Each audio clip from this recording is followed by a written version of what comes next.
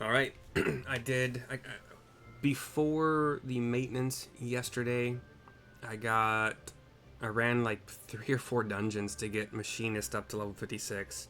The previous day, I think I got Black Mage up to 56, and Ninja is also 56. So I'm gonna do those 3 level 56 story quests for those jobs or job quests. The first I'm doing is Black Mage because of location. It might make sense later. Anyway, it's called Black Squawk Down, given to us by Lalai, in reference to the movie Black Hawk Down. In my opinion, or my idea, is that it's going to be the Ixal Black Mage. It looks like Lalai has received another letter, so I think the Ixal Black Mage, the bird person, needs our help. Here we go. That's my guess. Mercy, I've received another letter. Danger, and spelled with a J. Please. Okay, so Delta A Nancy J-E-R, danger. Please, P-L-E-E-Z, help. Another exclamation point. Danger, exclamation point, please help, exclamation point. Me hide in Alder Springs, tell Mercy, Dozol. Danger, please help. Me hide in Alder Springs, tell Mercy, Dozol. That's all it says. The handwriting is barely legible. It doubtless goes without saying, but Dozol Meloc is in need of our help. I shall have to tell Zaya Nella about this. Do not dwell on his previous outburst, and know you have full control of your powers. Use this opportunity to show that man the true cunning and finesse that a black mage can bring to the fight. Enough talk. Hurry to Alder Springs and save Dozol Meloc. Boy, I hope he hasn't been waiting long, you know what I'm saying? 485. Oh yeah, I can just go to Shroud. Hell yeah. My free point is Gridania, so I'll just do that first to save a lot of money. And then we'll go over to Falgord Float in the North Shroud for, I think it was like 180. I don't know, it was less than 200.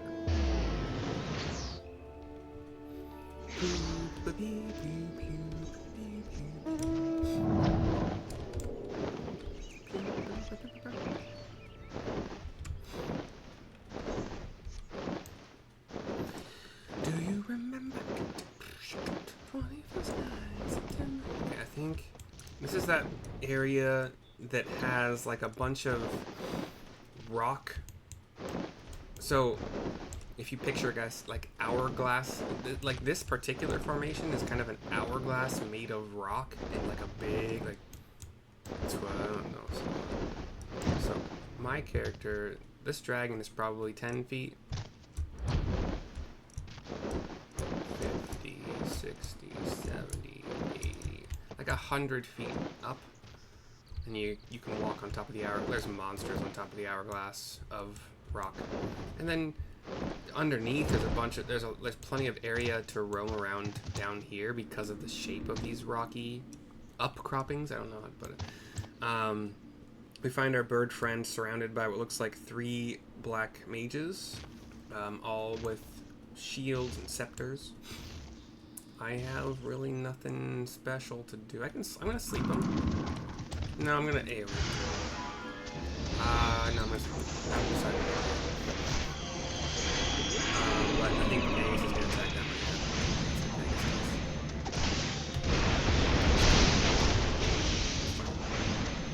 Pegasus took the first fire. Because Pegasus was the first to actually like do damage to him. I guess cast and sleep is less than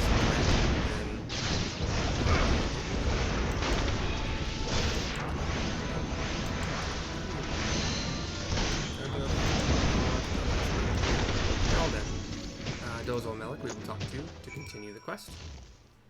Aiding him. Cutscene.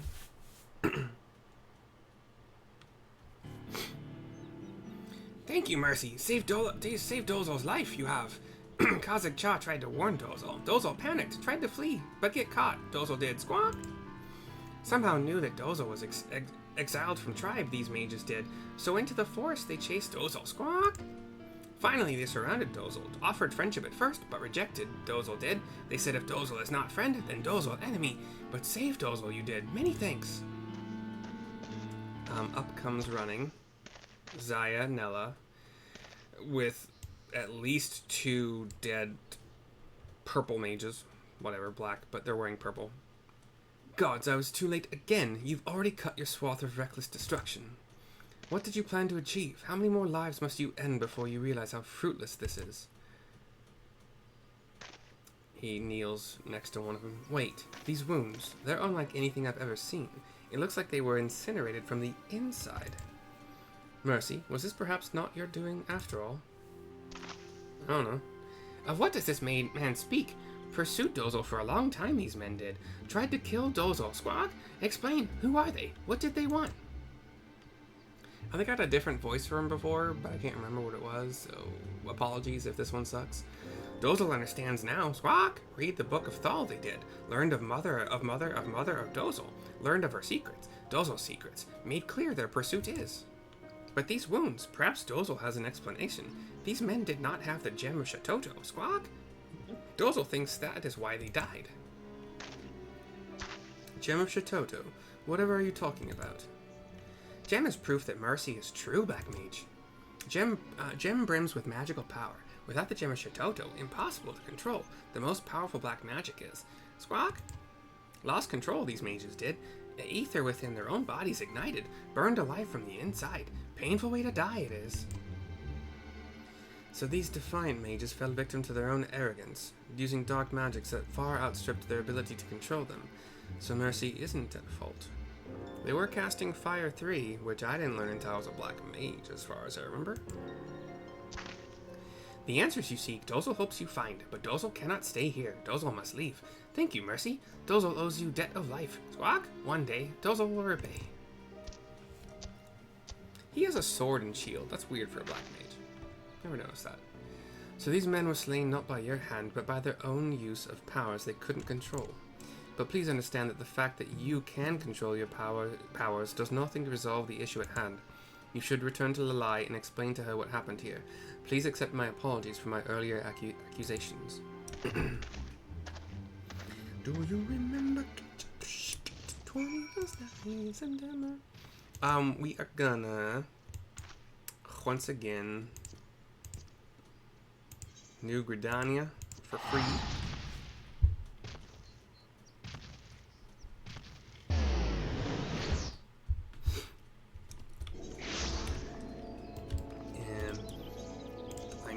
I could do this for free already because I have those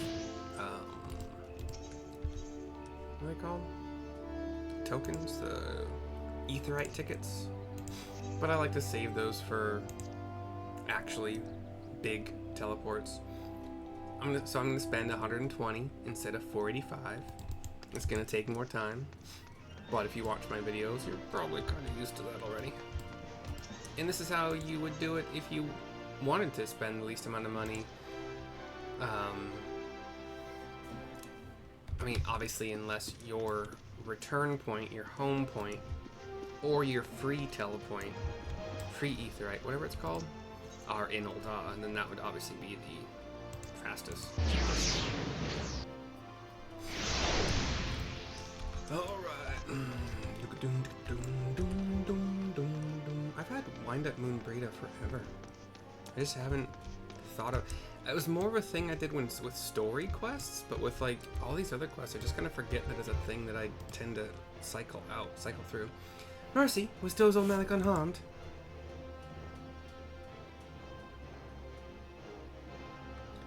I see. Well, if nothing else, it seems that Zaya Nella no longer doubts your innocence. But the Defiant were immolated from within? If Dozol Meloc's conjecture is accurate, the cult's situation becomes quite clear, but I hardly need to explain that to you, do I? My options are, oh, so you have noticed too, or, but if you were to explain it to me? I suppose for one to whom these powers come as second nature, some things are not so easily noticed. The Defiant's numbers cannot continue continue to grow indefinitely. They will have difficulty swelling their ranks when they cannot use their powers without the risk of a horrifying death by immolation. Thus they strive for control over the dark arts, while showing themselves only to our beastmen friends in the hope that they might reveal the secrets to controlling these magics. Fortunately, we have prevented them from learning anything. With these avenues now lost to him, Waldiv must realize that he is running out of options. Though we may lack leads from which to track down the Defiant, their position becomes weaker the longer they wait. They will soon be forced to take action.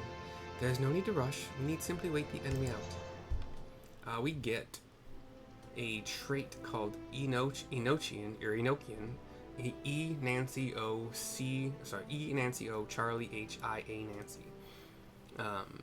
Increases damage dealt by 5% while under the effect of astral fire or umbral ice. So just a quality of life enhancement. Also 51,480 experience points and 1524 gil. Black Squawk down is complete, but we get one little cutscene. Oh, it's the thing. I'm okay doing 5% more damage, that's great. Wait, why is it expanded?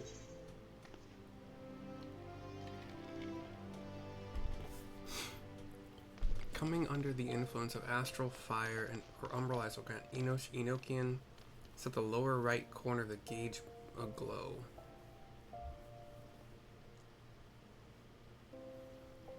Oh, so Enochian will eventually unlock Blizzard 4, I guess.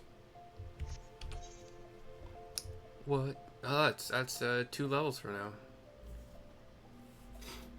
Blizzard 4, I think I went over this maybe last time, but I'm just going, I want to... Isn't this a teleport? Oh, you can move. You can move instantly to your ley line. That's cool as shit. Anyway. Okay. Blizzard 4, 2 levels from now. Potency 300. Grants 3 Umbral Hearts, which I believe make fire spells cheaper. Oh, it says right here. Nullifies Astral Fire's MP cost increase for fire spells and reduces MP cost for Flare by 1/3. So I think that's my closer. Yeah, certainly is. So, when you're in fire, I think I made it very. I'm just gonna do it really quick. When you're in fire, you use Blizzard 3 because it halves the casting time, and otherwise you don't really want to use Blizzard 3 or Fire 3 with their full casting time. But it halves the casting time. It's a free spell as well. A potency of 290 means it's going to take much less of a hit from the fire damage penalty than any of the other spells. Even though they'll cast quicker, this one is a better use of your global cooldown. And then immediately after that, yeah, I don't see any reason why you would not do Blizzard 4. It's got a better potency than... Actually, it's got a better potency than... Wait, hold on. Oh, you have to be enough. Okay, so you do Blizzard 3, immediately followed by Blizzard 4. You would have... And then you would do Fire 3, which doesn't... It's a free cast, and it's quicker than normal because of you're an Ice. You're an Ice 3. And then follow it up with probably... Yeah, just Fire. Fire will cost 800 instead of 1600, so you'll get 3 half cost fires off if you need to for whatever reason. I don't know why you would ever do a flare. I don't know under what circumstances you would do flare.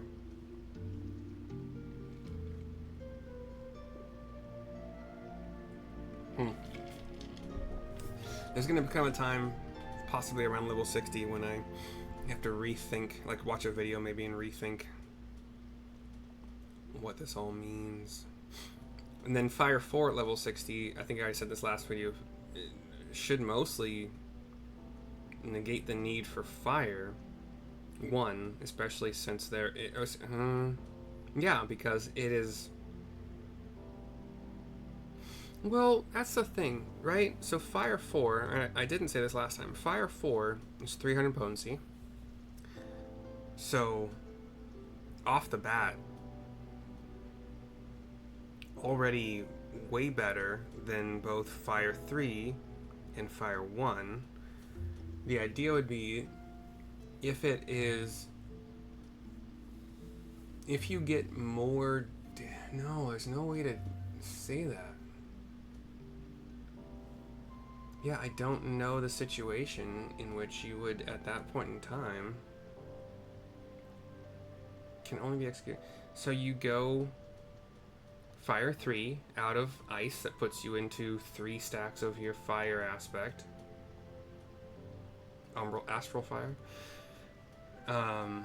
Then you would do at least. But the only I don't see. I'll have to look it up at level 60, because back in the day when you had a timer on how long you were in Fire or Ice, you actually had to stop casting Fire 4 to get one Fire 1 out in order to maintain your 3 stacks of Astral Fire. That's not the case anymore. And I don't think if you're going for damage over time,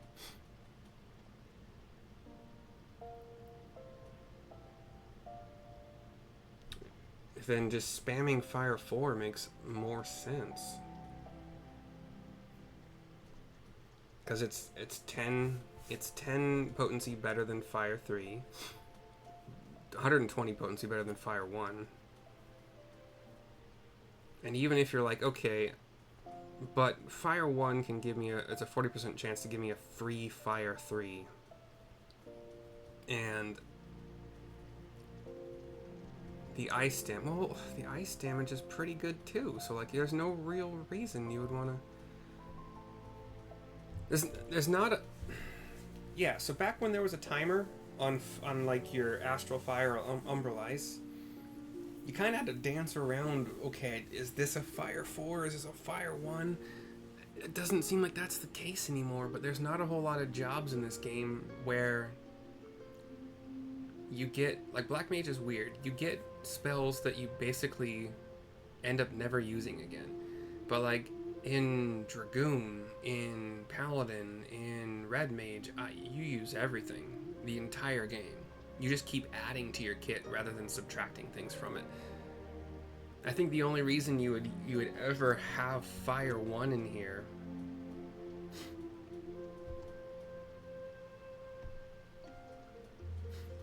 is probably to get you started. Let's say the very beginning of a dungeon or trial, you basically. Actually, no, at the very beginning, you try to use Fire 3 even with the increased. Would you? Yeah, you probably would. I don't know, man. You'd probably try to swift cast Fire 3. I don't know. Anyway, that's it. That's all I got.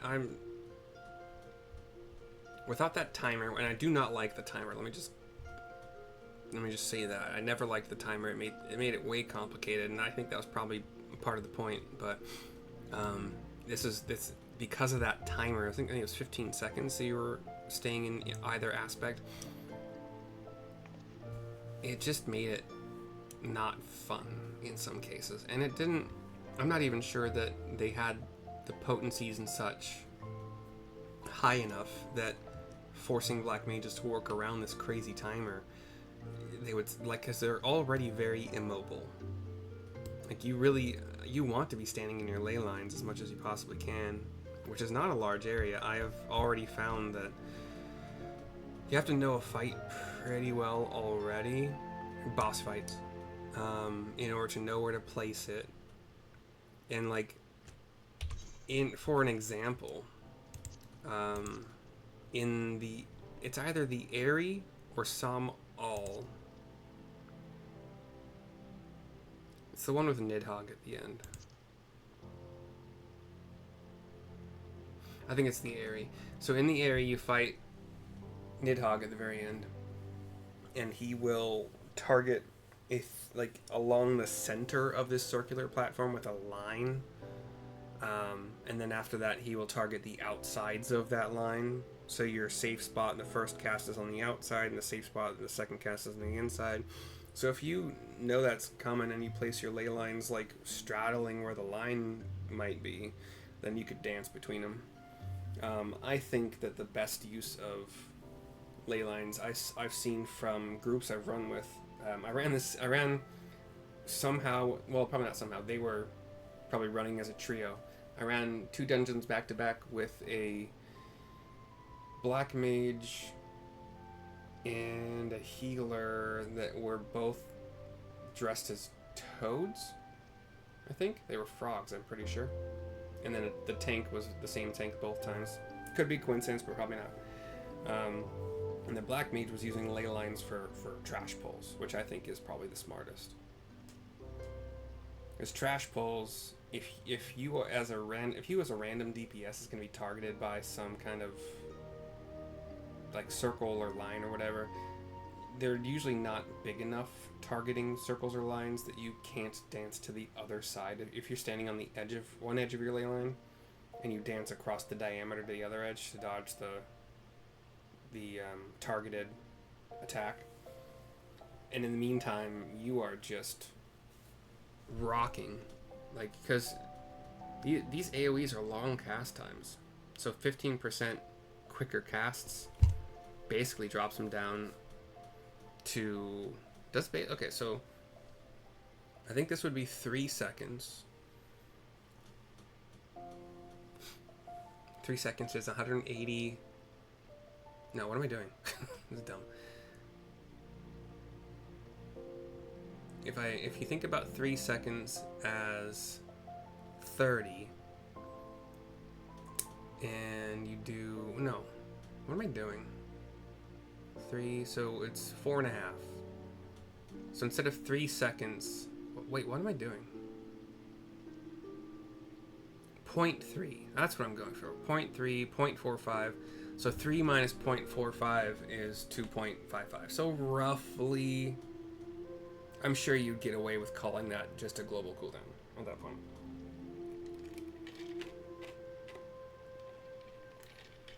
Vastly. Like, it doesn't affect freeze as much. Although, I mean, I think it also makes the global cooldown. Yeah, it makes the global cooldown faster too. So, I mean, if you're at the point in time where you're free spamming. This guy wasn't. He was going through the rotation, the AoE rotation. I saw plenty of fire 2s. I saw his mana go down. I think there might be something at some level where I watched a video that said you want to do freeze spamming. Basically, that's it. Except for when you need to refresh your Thunder 2 on the group. At which point you do like Fire 2, Thunder 2, and then I think you do probably, like they said, Blizzard, and then you can go freeze spam again. But I'm not sure that Blizzard is Blizzard is only the good thing to do in groups if there's 4 or more targets. Because 80 times 4 is 320, whereas 80 times 3 is only 240, which is less than Blizzard 2. Blizzard 3.